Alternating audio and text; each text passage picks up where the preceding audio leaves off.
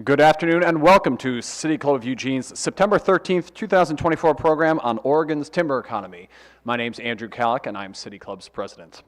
We're coming to you from our new home at the historic Wow Hall in the heart of downtown Eugene, and it's my pleasure to extend a warm welcome to our speakers and to all of you joining us here in person, online, and over the radio. Since 1990, City Club has been dedicated to our founding mission to build community vision through open inquiry. In accordance with our mission and purpose, we hope to help connect people throughout our community and across identities, generations, experiences, and perspectives.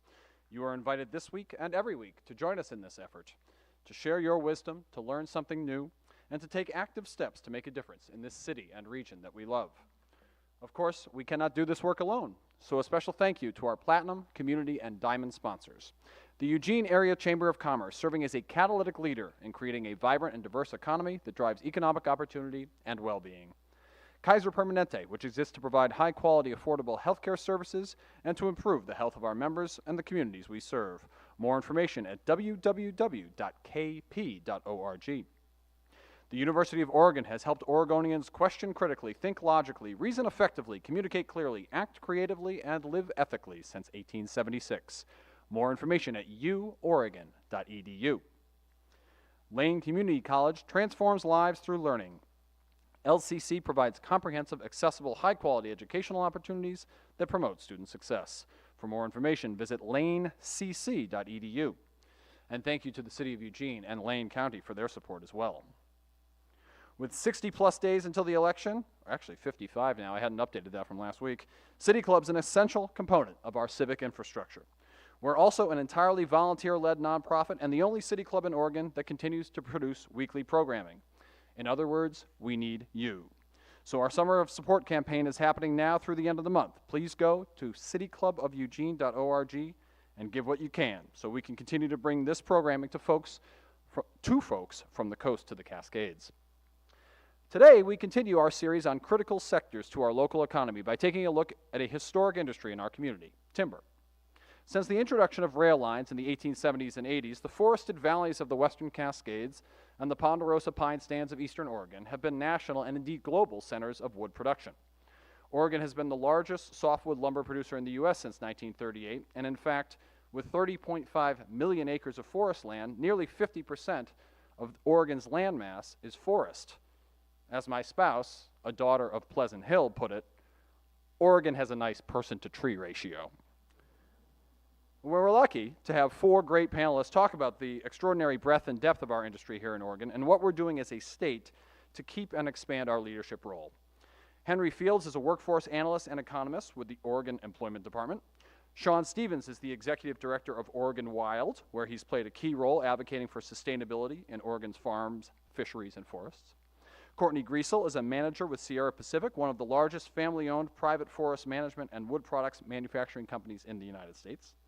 And Judith Shine is an architecture professor at the University of Oregon and the director of design for the Tallwood Design Institute, a collaboration between UO's College of Design and Oregon State's College of Forestry and Engineering, which is focused on the advancement of timber manufacturing and design.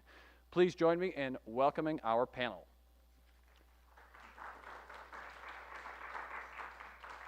Henry, you're on.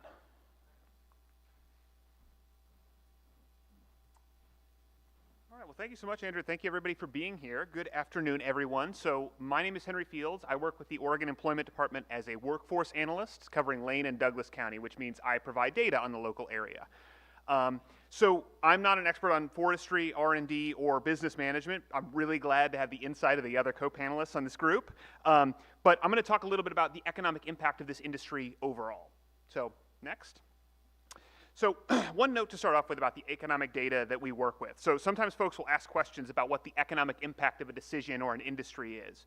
And that's often not as straightforward to answer as many people might think. So for today's topic, for example, it's relatively easy to say how many people are employed in wood products manufacturing and what kind of wages they're paid. However, there's a whole stream of industries from the forestry and logging, which creates the inputs to that industry, to related timber product manufacturing, such as paper products or furniture, that have some overlap without fitting entirely under that umbrella. From there, there's related industries, such as the machinery that creates parts that support sawmill operations, to local lumber wholesalers, to end users in construction and retail, and all of that leaves out the economic impact from wages paid out at each step along that chain, which then obviously circulate in our local economy. So I mentioned that up top because for today's discussion, I'm going to focus primarily on that first circle of direct impact, looking at wood product manufacturing specifically, and then some closely related industries. And I'll try to delineate exactly which I'm talking about when I cite specific data, but just be aware that definitions affect what we mean when we say economic impact. Next. So now let's focus on Lane County wood products specifically. It's very difficult to look at the data and argue that wood products isn't a cornerstone industry of our economy in many ways. In 2023, the broader wood products industry, so including forestry and logging and some of those related manufacturing like lumber and furniture and paper, things like that, employed more than 5,800 workers across the county, paying out total wages of $390 million. That's about 3.7% of employment across the county and about 4.4% of wages. The average wage per worker in the industry is about $66,500, which is 18% higher than the average wage across all industries in Lane County. That's very important in our area because Lane County wages have traditionally trailed the state and the nation for quite a long time. So zooming in on the more specific category of wood product manufacturing, that's principally businesses like sawmills or facilities producing plywood or engineered wood products, we have several strategic advantages in our area. A location quotient, please don't everyone fall asleep at once, is a kind of back of the envelope way of calculating the economic concentration in an area. And so typically an employment location quotient of 1.2 represents some degree of specialization in industry. You can kind of interpret it as having 20% more jobs in the local industry than the national average, right? So Lane's location quotient of wood product manufacturing is 8.5, much higher than any comparable industry in our area. So to put that in perspective, Eugene Metro is among the largest in the nation in terms of employment in that sector, even with a much smaller population overall. So one other way to kind of ballpark it would be to say there are more wood product manufacturing jobs here in Lane County, Eugene Metro, than there are in metro areas like Los Angeles or Seattle Metro. So obviously that's building on a lot of historical and economic impacts that come as a result of having this important industry here for centuries. And although this industry represents a lot of strategic advantages in terms of our environment, our history, and our economic infrastructure, there are clearly challenges as well. So let's take a quick look at the recent past of wood products manufacturing employment. So despite its outsized impact in our area, overall employment in the industry has declined from the turn of the century. Part of that is due to modernization and mechanization. It now takes less human labor to create board feet of lumber. Timber harvest is less than it used to be, but year-to-year harvest and employment levels are less correlated than they were in decades past. There are also fewer sawmills in the western U.S. than in the 1990s and comparatively higher production per mill. Both of these facts represent greater efficiencies and economies of scale, but also mean that the same production work employs fewer workers. Next. Economic cycles have also taken their toll, and this is a really important aspect to understand in our recent economic history. In 2001, there were about 5,200 jobs in wood products versus about 3,800 in 2024.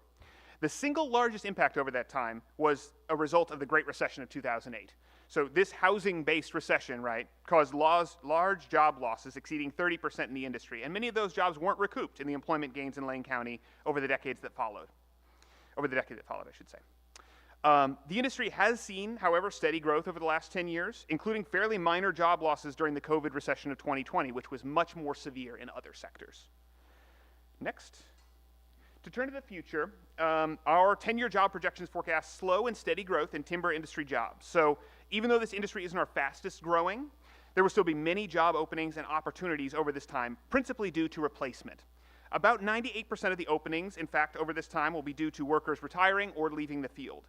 And I don't mean to cite that to say that that's altogether unique for this industry, and in fact, over that amount of time across our economy, about 92% of jobs are due to replacement. So it's not that unique, but it does represent that workers who are interested in this field, as well as business managers in this industry, workforce succession and preparation is a really key, of key skills is a central concern for the industry. Next. One advantage that this industry has is that there are lots of high wage and high demand careers at multiple education levels, which is something that is obviously important across our economy. So some highly paid and growing careers such as industrial production managers typically require a bachelor's degree for entry, but many others, from things like manufacturing sales reps to industrial mechanics to operators of various types of machinery and equipment, typically require a high school diploma. So I'll defer on the specific skills required in the workforce of the future to some of the other expert panelists, but for my part, I can say there's also a diversity of careers that are available in the industry that many don't quite appreciate. So obviously some require skills in biology and forestry, but others in construction and drafting, which we talked about today, I'm sure, as well as more generalized skills, things like HR and accounting that are in demand across the economy. So with that, I'll close my comments and open it up for the next speaker to give us a little bit more insight on what's going on in this industry.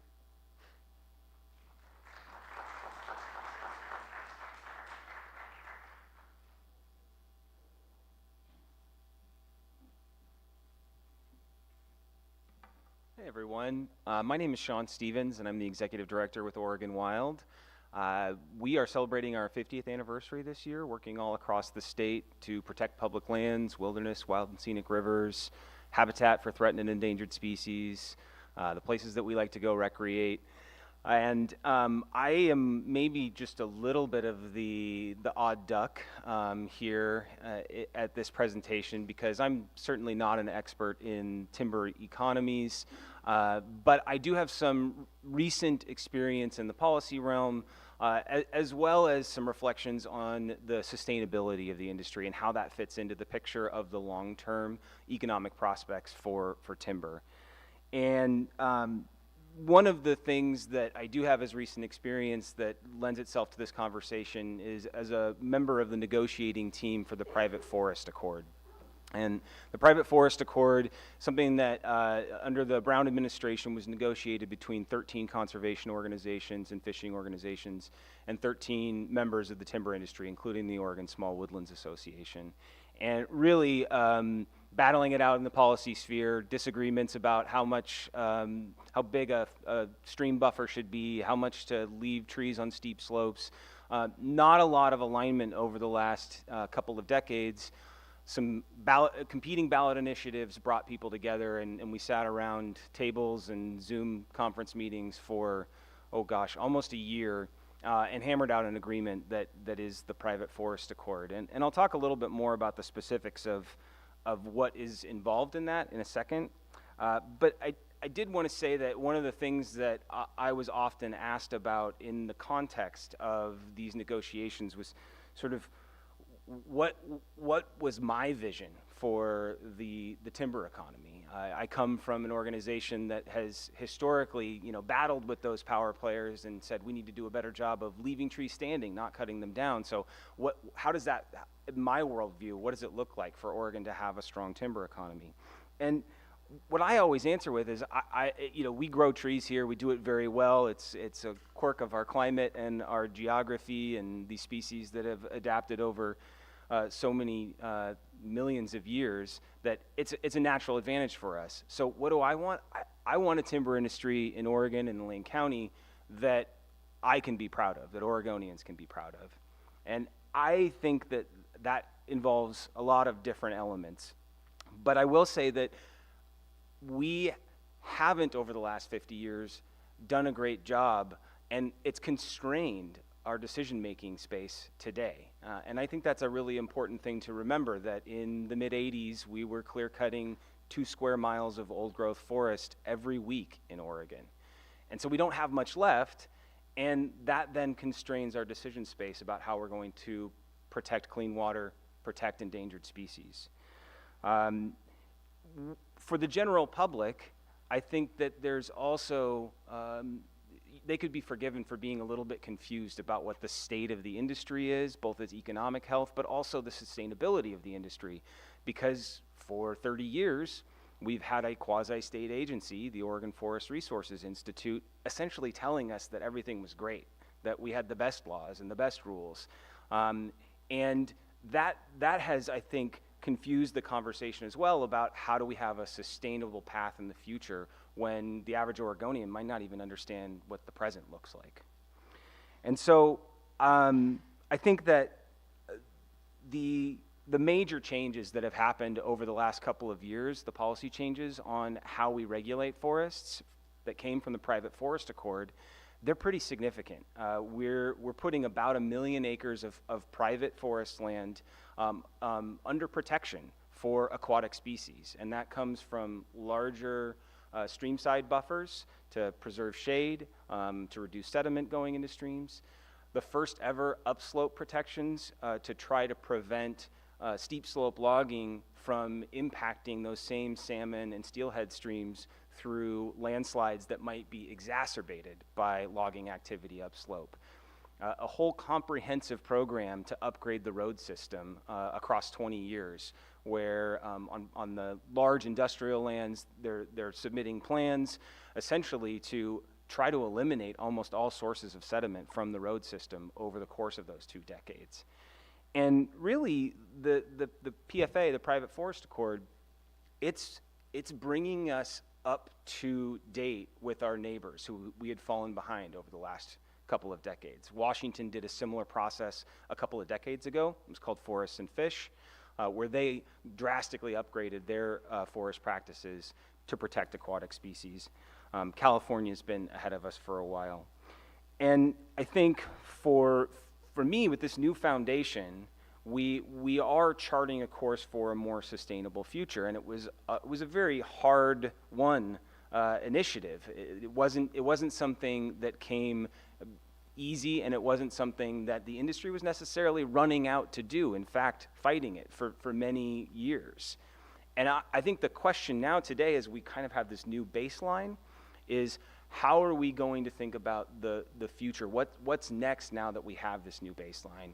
And there's a few things that I think about as we think about the sustainability of the industry going forward.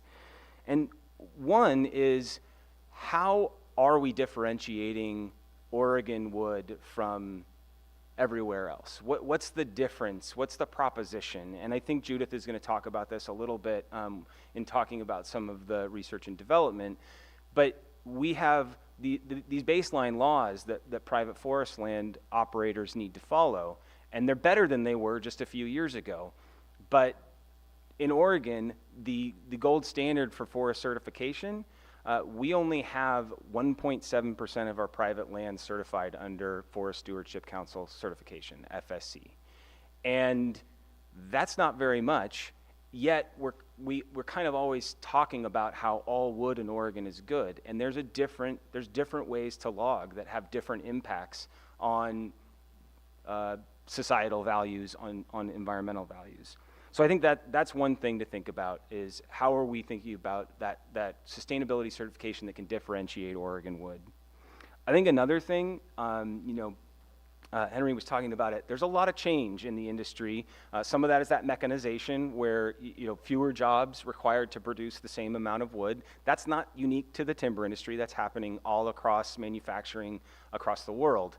But I think some of the other changes in the industry are some of the consolidation that's happening, the change in the nature of the companies. Some of you have probably heard of TIMOs and REITs, which are investment companies that are managing forest land. And that's different than the family-owned company that owns the forest, owns the mill, owns the trucks, and might have a longer-term investment in the community that they operate than an investment firm that's just trying to maximize value for investors.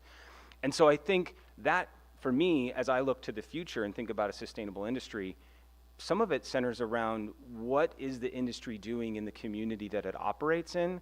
You've got the jobs, and as Henry said, like, there's a significant, in Lane County, there's a significant number of jobs in timber, and in other communities across the state, you can find that it's even more. In Douglas County, I think it's closer to 10% of employment. But the other factor there beyond employment is, what is the industry doing to contribute to the community that it's in from a revenue perspective, from taxation? And some of these investment companies don't contribute the same amount as the traditional companies might have to those local communities. And then I think the other thing beyond just the impact from logging to, say, clean water or endangered species is, how are we balancing some of the externalities, those extra costs that come from natural resource extraction activities, with the other benefits that we derive from the forest in a community? And so how in the future are we thinking about balancing those needs? I drove down from Portland this morning. Our drinking watershed, the Bull Run, it's permanently protected for its drinking water. Here in Eugene, we have the Mackenzie River, not quite the same, but it has some protections from federal land designations. Many communities in Lane County and beyond, they rely solely on private forest land for their drinking water, and it can be impacted by the activities of forestry. And how are we going to balance those things in the future to create a climate where the industry can be that good community partner and have the goodwill to keep doing its work and keep supplying those jobs that Henry was mentioning. I think, you know, one of the things that I've learned over the last few years in doing the work, especially through the Private Forest Accord, having conversations with a lot of folks in industry that I didn't expect to sit down at a table with ever, I think we've recognized that there is more common ground maybe than we thought. And I firmly believe that the Private Forest Accord is one of those things, and I think when you hear industry talk about it, you hear the same. We're trying to create a new foundation so that there is long-term sustainability, there is some more certainty for everyone involved to think about what the impacts are, what the regulatory climate is, so that business can plan, and so that we can think about the needs of, you know, the community that's not the human community, but that we share this state with. And I think that there is continual opportunity going forward to strengthen the industry around those ideals of doubling down on that path. And so I think I'm eager to hear questions, but thanks for having me today, and I'll invite whoever's up next.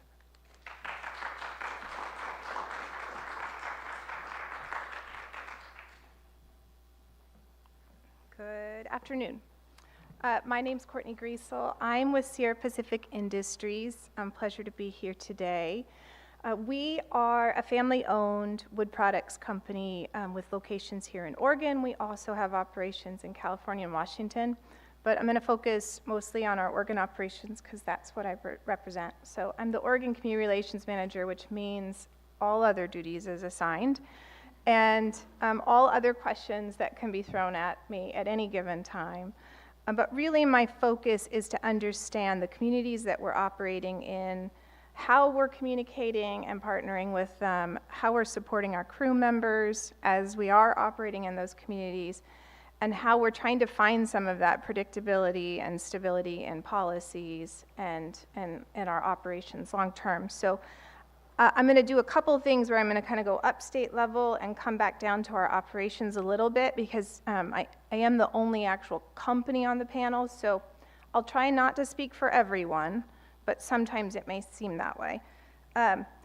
So I'll start with just who we are. Family-owned. 1949 was when our founders started their first mill in Northern California, so we started as sawmill people. And that was a moment in time as they started to grow where they realized their relationship with that natural resource was going to be long-term the most important relationship they'd have, aside from with the crew members. So if we're going to be here for the next 100, 150, and 200 years, we need to ensure that our natural resources will be here so that we can operate for that length of time, and that our communities are healthy, because those community members become our crew members, and they're the ones innovating constantly when we're trying to solve for problems, we're trying to improve our processes. We are now 18 sawmills across the West Coast. 4 of those are here in Lane County. So our largest footprint in Oregon is in Lane County, in both Eugene and Notai, and that puts us in a position where I spend a lot of time in this region, out in community events or in chamber events or things like this. We are a vertically integrated company, and so that means all the way from seedling and our nurseries to management of our timberlands, and then our sawmills, and then beyond, as folks have referenced, to trucking. We even have fabrication divisions, so we are now participating in constructing some of the equipment, designing and constructing some of the equipment that's used in the sawmills. And then we own and manufacture, we have a windows manufacturing company, Sierra Pacific Windows. So as we started to think about sort of the full supply chain of use, going from lumber, studs, or dimensional, what we know is windows and millwork, your doors, all of those pieces are also important to the process. So we've expanded into those areas as well. And then we have 8 cogeneration biomass facilities. So we're making power, and we're doing that with some of the residual chip. After we're done sawing, bark and elements that we can't turn into lumber are then available that we are able to turn into power. So in Eugene, we have a facility out off Highway 99, and that facility generates about enough power for a little over 14,000 homes in Eugene, and so we do have a relationship with EWEB at that facility, and we're putting that power out onto the grid. So that's kind of us here a little bit, but what is exciting about being in Oregon when we come up and we look at how much timberland is in Oregon, about half of the mass, I think folks have said, is timberland, is managed forests. And about a third of that half are managed by, that we're engaging with. So we are primarily purchasing our raw material. We're either bringing it in from our own lands or we're purchasing it from other private lands. That's why the private forest accord was so important to us as well, because that was that discussion about how we take the practices and the work that we're doing now and we turn that into kind of codified rules and efforts with conservation and activist groups, but also the community. That's really what we're looking at as sort of the long-term health of the communities that we operate in when we're doing that work. So what my background before I came to Sierra Pacific was in community and economic development. So when Henry Fields talks about location quotients and you all fall asleep, I get very, very excited because those were always my North Stars in what we should be investing in and how we knew we could make the community more diversified and stable. And Springfield specifically was a community that I got to know very well. And so location quotient of 8 for Lane County is high, but I'll tell you that Springfield's location quotient was even higher, north of 10. And that was partly because we started to look at all of the other components of the industry that were coming into play, the infrastructure in place. Oregon is the most lumber producing state in the nation. The nation is the most lumber producing country in the world. Lane County, sometimes arm wrestling with Douglas County, is the most lumber producing county in the state. So this is a place that we in this room are the best at. We are better at it than anyone else, and that means community stability. That means long-term generational community stability, which is something that is very exciting and also very important to companies like Sierra Pacific and all of the partnering companies that we work with.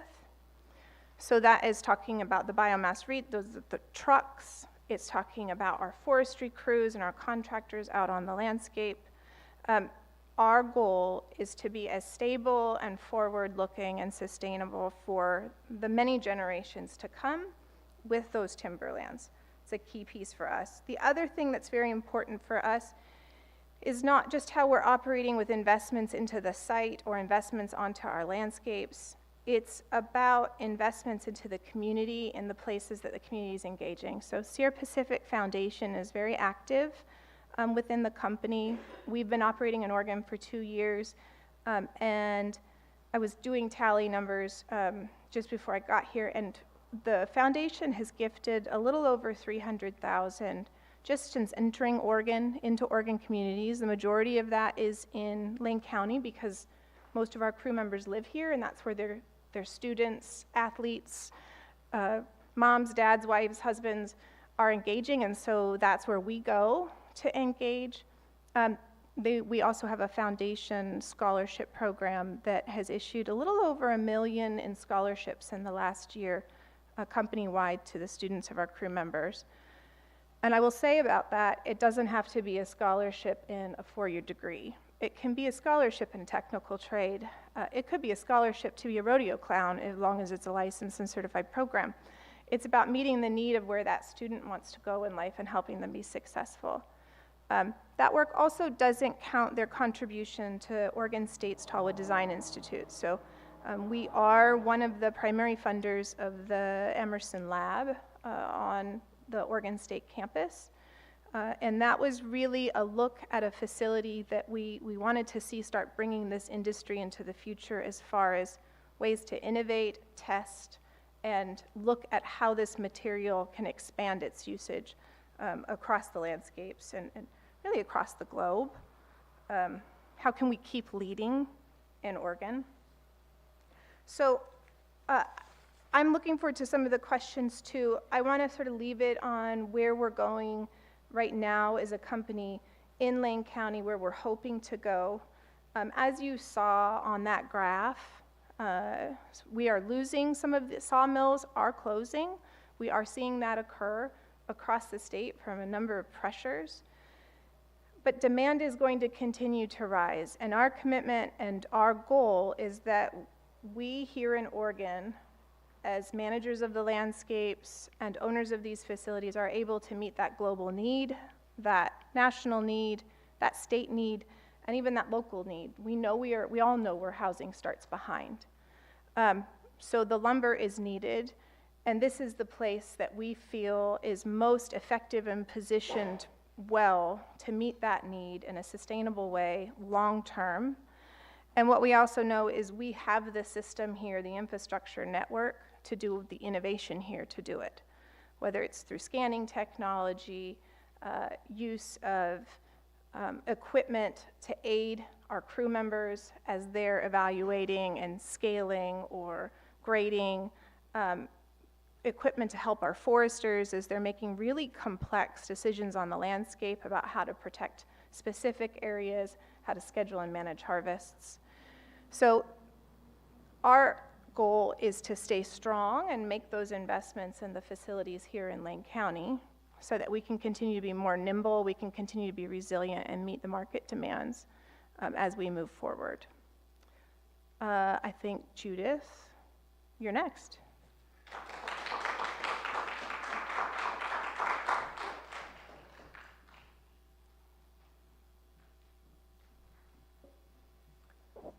I'm going to try to lower the mic, right? So that if you're listening on the radio, you don't know that I'm only 5 feet high, but people here will know that. So hi, as Andrew introduced me, I'm Judith Shine. I'm a professor of architecture at the University of Oregon, and I'm also the director of design for the Tallwood Design Institute. And the Institute is a collaboration between University of Oregon and Oregon State Universities. So our mascot is the platypus, as you can imagine. His name is Bucky. Anyway, we have a platypus puppet in the lab. Anyway, it's been a really fruitful collaboration between UO's College of Design and OSU's Colleges of Forestry and Engineering, focused on advancing timber products. And we're supported by the Oregon legislature to focus on advancing engineered timber products, both for economic development and for environmental stewardship, as you've heard. So first I thought it might be good to discuss what is mass timber, which is a term I'm sure you've heard a lot about. And it's not an incredibly precise term. It's mass timber is really a form of engineered wood product. And engineered wood products have been around for a very long time, over 100 years. Basically, engineered wood products are products that take smaller pieces of wood, from chips and strands all the way up to veneers and lumber, and fasten them together, mostly with glues and resins, but sometimes with nails or dowels, to make big, strong structural products. So they're engineered to actually have much more strength than just the raw timber. So it replaces the need really for cutting down old growth or for very big pieces of wood in construction.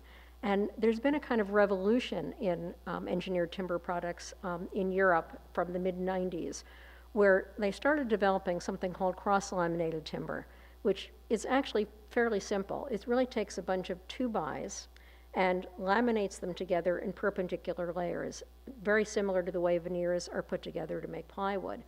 And this makes very, very big, strong panels that can replace concrete and steel in big buildings.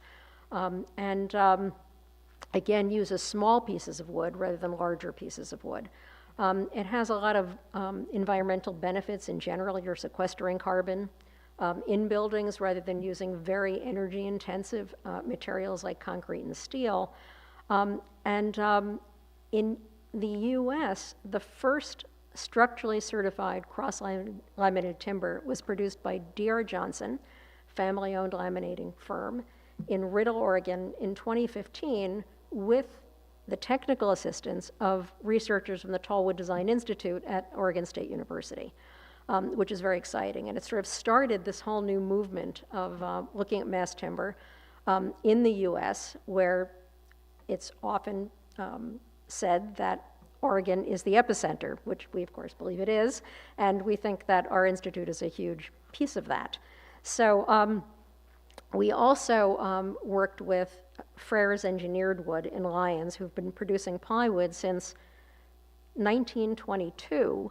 They were on a trip to Europe for this big Holzbau conference, Building with Wood conference, with a bunch of OSU people, and said, we make plywood, why can't we make really big panels of plywood? And invested like $45 million in a plant to build massive plywood panels known as mass ply. Invented here, developed here, and again, working with our researchers at OSU to develop those new products. So we're involved in both environmental stewardship and economic development. So the environmental stewardship piece is that, again, by using small pieces of wood, which actually can come from forest restoration projects, which involve sometimes thinning and taking out small diameter logs. Veneer products can use logs as thin as 5-inch diameter, and in general, veneer uses about 70% of a log versus lumber, which uses about 50%. You can actually use those products very efficiently and help to make forests healthier and reduce wildfire risk. But the economic development piece is really about creating a whole new industry of what is known as value-added timber product. So not just glued laminated columns and beams that you've seen, but these giant panels of both cross-laminated timber and mass plywood, which can be used to substitute for concrete and steel in buildings.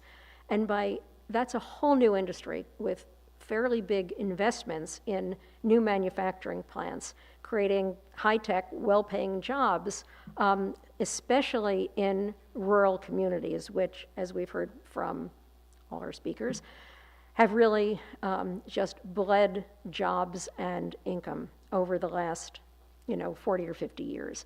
It's a way of, trying to make forests healthier and creating new products and new jobs at the same time. So we've done about 100 research projects focused on structural, fire, durability, acoustics, thermal performance, virtually every aspect of, testing and research that needs to be done on wood. We also have several things that help us with this. Aside from the support of the Oregon legislature, we also get about $1 million a year from the USDA's Agricultural Research Service. And that money is given out competitively among the faculty from our colleges to focus on really applied research. We have an industry ranking panel from architects, engineers, manufacturers, construction professionals, government representatives who rank the proposals, and the funding is given out based on their ranking. We also have an industry consortium that pays dues to do specific research projects with us that can then be applied immediately in industry. And we're also involved in some bigger state initiatives. And you may have heard about this Economic Development Administration Build Back Better Regional Challenge. We joined with the Port of Portland, which led this coalition, Business Oregon, Oregon Department of Forestry, and Department of Land Conservation and Development with the two universities through the Tallwood Design Institute to make a proposal that we called from forest to factory.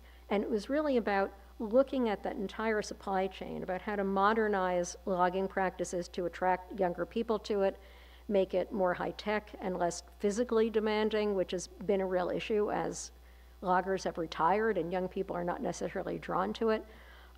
Also looking at modernizing and automating the manufacturing industries of these big panels of various kinds to better compete with Europe and Canada and other places.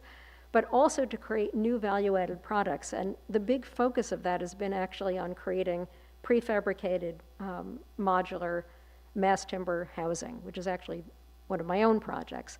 The Port of Portland is converting an unused marine terminal, Terminal 2, to a mass timber housing innovation campus, in which they already have one modular mass timber housing manufacturer committed, and they expect to attract more. Part of this big EDA grant, which was really competitive, there were like 500 and some odd applications and 60 finalists and 21 projects that were actually awarded. We had our entire congressional delegation behind it, rooting for us, which is amazing, and it allowed a number of things to happen. As Courtney said, Sierra Pacific did fund the Emerson lab, for which we're incredibly grateful, and we have also labs at U of O, but the two labs we didn't have were a fire testing chamber, which the EDA is paying for at OSU, and an acoustic assembly testing for mass timber, which UO is building up at the Port's Mass Timber Housing Innovation Campus, which I think we call Mythic for short, and which we're very excited about. But one of the projects that I'm working on with my colleague Mark Fretz is actually looking at how we can make mass timber work for housing. We know that mass timber can compete above 5 stories with concrete and steel in every way, not just in terms of carbon sequestration, but also in terms of cost. But due to prefabrication and the ability to prefabricate the stuff and plan it ahead and have very minimal waste, it's harder to compete with light wood frame, at the smaller scale. And you might ask why we would want to. Well, we think that we can create a much better product that is more thermally, fire, and seismically resistant. But it's also that it creates benefits, both environmental and economic, all along the supply chain. If we can create a better housing product that can be made year-round in factories with, again, well-paying jobs, and can create more demand for mass timber, which also creates more demand for the products for forest restoration. So we see there's a lot of benefits all along the way, and we're working on that project now. We have, the EDA is paying for some prototypes. We have the first prototype up in the Emerson lab right now, which we're very excited about. We have our annual research symposium on Thursday of next week. We have a record number of people, about 160 of them, all who want to tour the house, which is a little 760 square foot, 2-story house designed for cottage clusters and ADUs. We're trying to figure out how we're going to get them all through. Somebody suggested that we put a fire pole at the back of the 2nd story, up and back, and that. Anyway, we're going to do it. There's been a lot of interest, which we've been very excited about. And the idea is it's what we call a flat pack project, meaning it's made out of a series of panels that can be pressed flat and shipped out to the field and then assembled very, very rapidly with quick steel connections. And it's designed for cottage clusters, ADUs, but also it can be freestanding out in rural communities. Our first commitment is for a pilot project actually out in Burns, Oregon, Eastern Oregon. And we hope to be able to get more pilots done and get a factory producing lots and lots of different types of mass timber housing soon in the state. Thank you.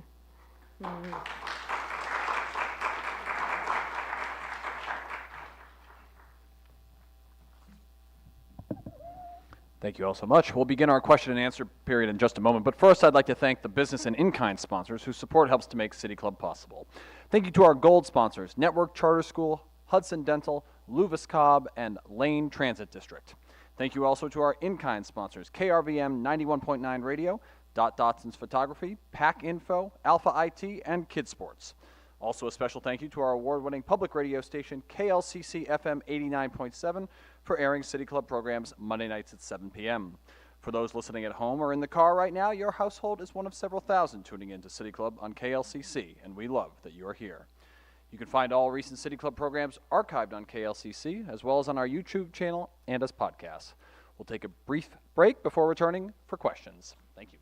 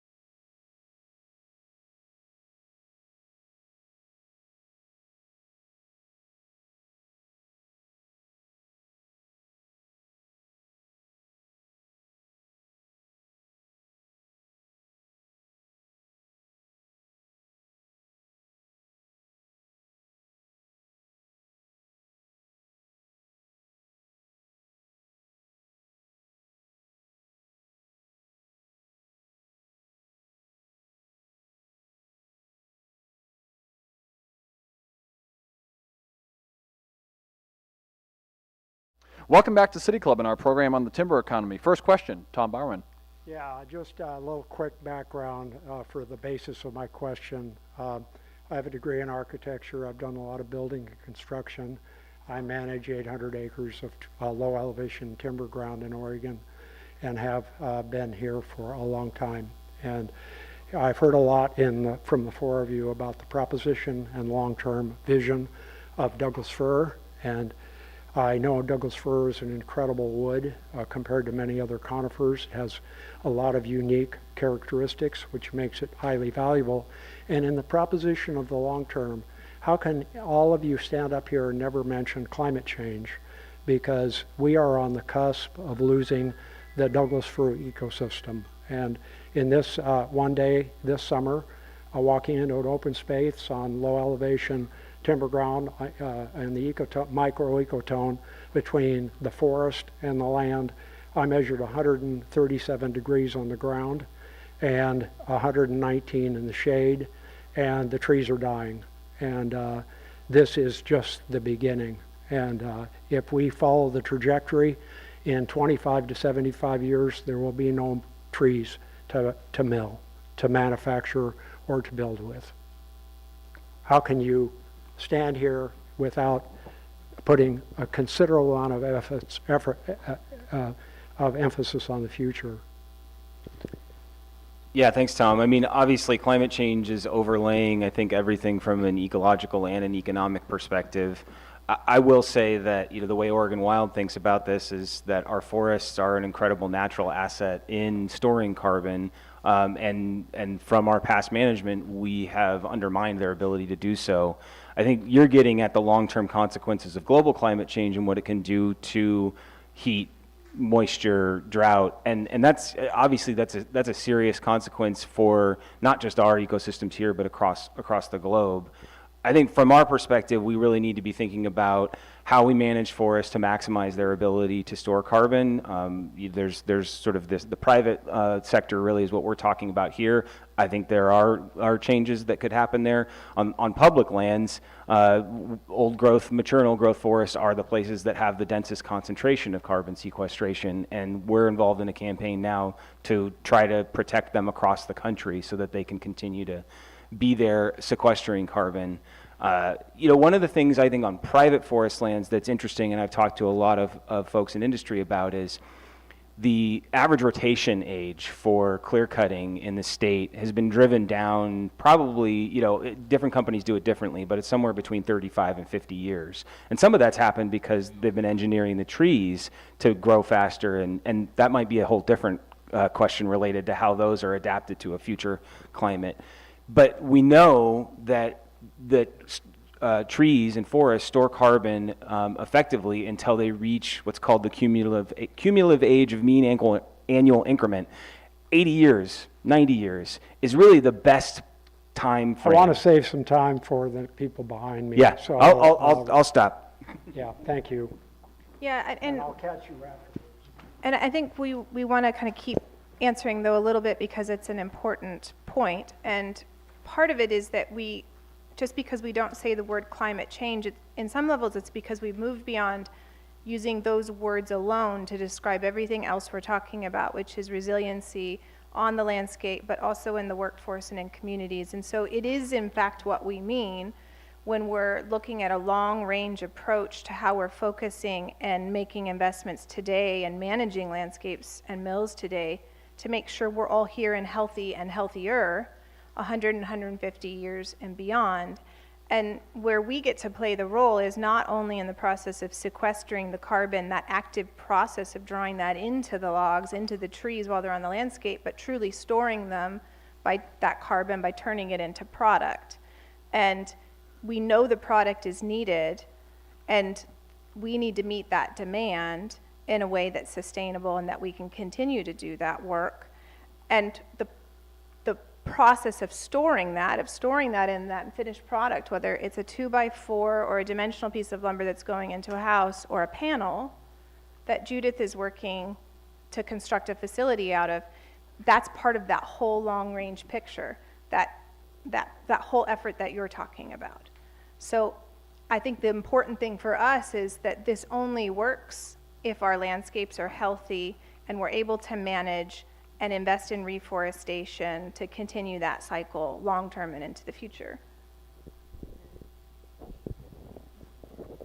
And I'll try to be very brief, but I think it would be fair to say that architects in general have been very concerned with climate change and with reducing the carbon impact of buildings in particular, which have a huge impact on the environment. And U of O has actually been a leader for 50 years in reducing energy consumption by buildings in terms of operational energy.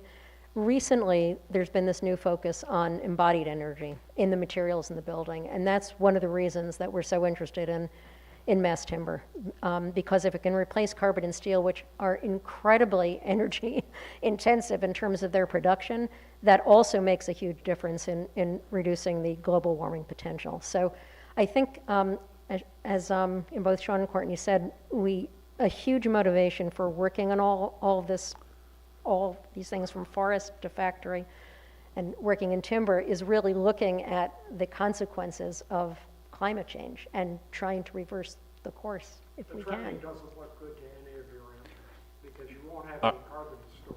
Thanks, Tom. Joel. This question is for Judith.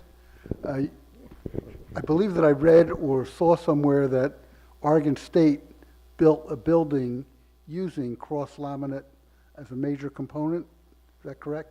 What I'd like to know is what other projects have been completed or are close to being started with these new products. There's actually, across the U.S. now, there's actually probably several thousand of these by now. If you look at, there's an organization called Woodworks, which is an industry organization, but they track mass timber projects built across the United States, both those that are in design, in construction, and those are built. The single biggest concentration is in the Pacific Northwest, Portland and Washington, unsurprisingly, because that's where the big trees are. I think that one of the most, yes, Oregon State University has several buildings that use cross-laminated timber, including the new Ray Hall out at OSU Cascades, which also use this track and trace project where they track the wood from which forest it comes from, through the sawmill, through manufacturing, into the building. And they're building several new projects right now. But I encourage all of you to go visit the Portland Airport, which has this rather spectacular new mass timber roof, huge glulam beams that were manufactured at Zippalog right here in Lane County, some of the biggest ones ever. And it's also, the curved roof is covered with 2-inch thick mass plywood, which we're also using for our little house, which is manufactured by Freres Engineer Wood in Lyons, Oregon. And it's a really, and then there's lots and lots of other smaller pieces of wood that are taken from various tribal forests, and there's kind of QR codes scattered through it so you can find out which forest it came from and how it was all done. So, and there's huge numbers of buildings now. It's kind of amazing. Libraries, police stations, office buildings, housing, all over the state now, and certainly all over America. They're built out of cross-laminated timber and mass plywood and other products. Thank you. It's exciting. Right.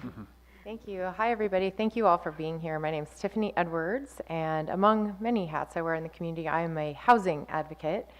And as such, I have a question. Courtney, you mentioned something about mill closures that have been more recent. And obviously, as a housing advocate, that concerns me in that fact that, you know, we are so reliant on those products to build the housing that we know we are all in desperate need of. I'm curious if you could kind of speak to what you attribute to that, and if that's a trend that we might continue to see, or if that was kind of some, you know, due to something specific. Complex question. And I mean, I think the answer is there are a lot of factors contributing to it, but pressure on supply is always going to be a critical component of it. We are working to remain competitive in this region, and so as we're trying to sort of predict predictability and ability to know where we're pulling supply from, you know, these mills are all dependent on lands that are being harvested under forest practices sustainable forest practices, and typically within 150 to 200 miles of those mills. And so as that supply constrains, we're managing fire on the landscape, pressures from workforce, and then also costs of capital to invest in the mills is to bring them up to technology. These things create that sort of inward pushing pressure. And mills have to companies are making decisions about what their long-term kind of stability can be in this state. And it becomes really important for us that the long-term stability needs to remain and grow. Timberlands in this state are managed and the harvest is completed, especially on private land, in such a way that, our lumber is LEED certified. If you use our lumber, Oregon lumber, in your housing project or in your commercial project and you seek LEED certification, the fact that it was from Oregon, a private forest using the private forest practices here in Oregon, checks that box that lumber meets LEED certification requirements. Our lands are 5 million acres of Oregon private forests are certified by a third-party, independent company to confirm the sustainability of those lands. So there isn't a reason that we shouldn't have that strong and dependent relationship, continually that cycle between the mills and the landscape. But the infrastructure is at risk when we see sort of political pressures that are not science or data motivated, putting in place regulations that have a stronger tie to emotion than they do to the actual science. I'm sorry, Courtney, I gotta rebut that. I do feel like the skunk at the garden party here. The mill closures, as we saw in Henry's slides, they're mostly driven by big macroeconomic factors, including the fact that we're not losing milling capacity, we're just losing the number of jobs. And so we can still process the same amount of wood, and so there's no concern about losing a mill and then worrying that we're not gonna have a supply of wood because we lost a mill. It's a big deal for the people that worked at that mill, the company that was making money from it, but oftentimes what we've seen in the last couple of years, we saw a mill in Banks close because it was old and they didn't want to replace the head rig. They didn't want to invest in it. As Courtney was saying, it's expensive to invest in a mill. But we've also seen Roseburg Forest Products investing hundreds of millions of dollars here locally because they're going to get more efficient with their new operations. The LEED certification question is a pretty complicated one. LEED is the green building standard, and Judith can probably speak to this better than I can. But all logging in Oregon is not automatically LEED certified, and the only reason that even the sustainable forest industry, the SFI certification, that's the industry created certification. It's like saying we have organic food and then we have natural food. Forest Stewardship Council is the independent certification, and that's where we have only 1.7% of Oregon's forest lands are certified.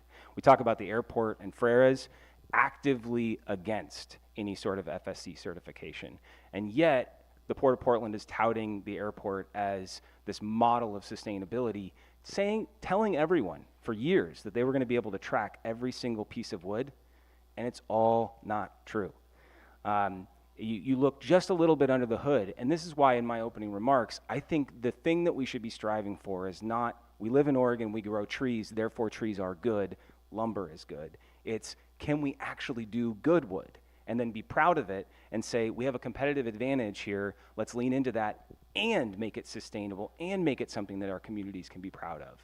And from my experience, and again, I'm someone who definitely comes to this conversation with a perspective, but I also come to this conversation having sat down at a table and hammered out a very difficult agreement to try to respect what both sides were bringing to the table.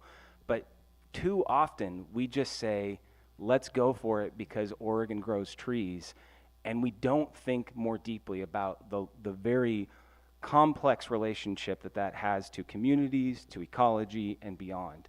I think we're doing better. I think we're taking steps in the right direction, but I think we have a long way to go still. Let's get one more question. Let's get one more question in, Judith, because we're already over I'm going to time. respond really quickly. I'm just going to say that for that project, FERS did participate in a track and trace program for the mass plywood, for the roof project. Andrew, I know you're trying to hurry it up, but, and I don't think Sean meant to physically take it out of my hand, but just to wrap up my my comment, it was simply to say that wood products are needed. We will continue to need housing supply, and Oregon will continue to be the place where we can meet that need best. And that's ultimately the goal of all of this, which is to ensure that we can move forward in that place. And I think we agree, and you didn't mean to take it physically out of my hand, and you're not skunky. Kelly? Hi, I'm Kelly Johnson, City Club member. I was just wondering, Judith, you talked a lot about this beautiful future we're creating where we can have sustainability with these new products and economic development and how it can happen together. And I was just wondering if there's been any sort of like forecasting done about like economic growth that can happen with new jobs in these areas, and then also the environmental forecasting that could be shown from what using these products could do. Yeah, I think in terms of the job forecasting, I wish I had the numbers for you, but we actually had to project job forecasts for the EDA grant applications we've been doing, as well as the NSF ones. And I'm sorry, I don't have those numbers, like that. But back in 2015, a group in Oregon and Southern Washington did a study, just at the very birth of the mass timber industry, looking at how many jobs could conceivably be created both within the industry and in ancillary industries, and it was in the thousands that they're projecting. In terms of environmental impact, a huge amount of that has to do with how federal forests are managed, which is completely outside, the control of anybody in Oregon, right? Because a huge percentage of the forest land in the state is federal forest land, right? And there has been a very slow change in policy there about how to manage those lands and, reducing wildfire risk, what forest restoration means, but that is a huge piece of it. So, that's something that we can't really predict. We can hope that everything gets more sustainably managed. So instead of sending so much stuff up in smoke, so much carbon to the atmosphere, we can all find ways to work together, to try to figure out ways to use the wood sustainably, grow it sustainably, manage it sustainably, and also create, sustainable products. But I don't have those numbers, yeah. I suppose I can't totally dodge a question about jobs numbers.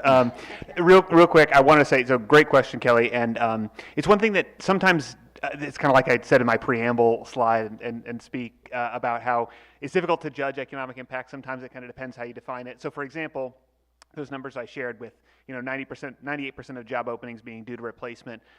We have a certain time horizon that we look at job projections on, and they do tend to be fairly conservative, meaning things that are already baked into our current picture looking forward.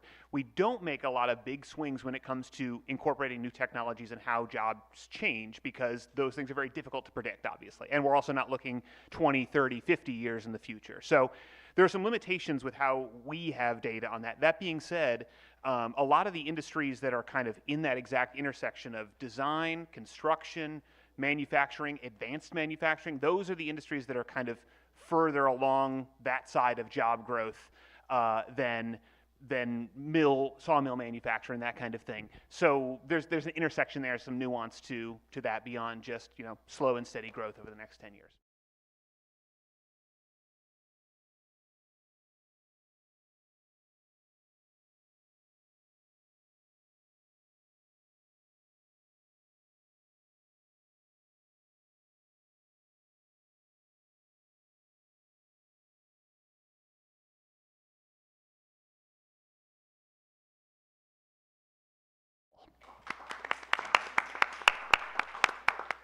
Perspectives and passion. That's what you get at City Club, and we're grateful for you guys, so thank you. This has been our September 13th, 2024 conversation about the timber economy of Oregon. Next week, we return to election programming, another passionate topic, with what promises to be a terrific conversation about proposed revisions to Lane County's plan, so you won't want to miss that one. You also won't want to miss Miss Betty Taylor's 99th birthday celebration next week. 99 years young, Betty.